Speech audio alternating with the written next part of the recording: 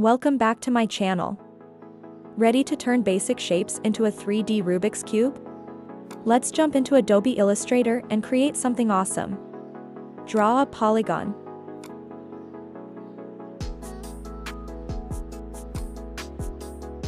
Right-click and hold Shift to rotate it.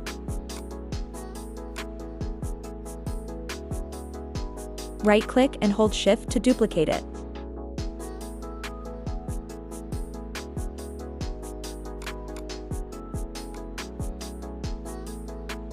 Using the Shape Builder tool to erase the unwanted area. Drawing a line with the pen tool. Using the Shape Builder tool to combine the desired area. Change the color. The stroke width needs to be adjusted, and the corners should be rounded.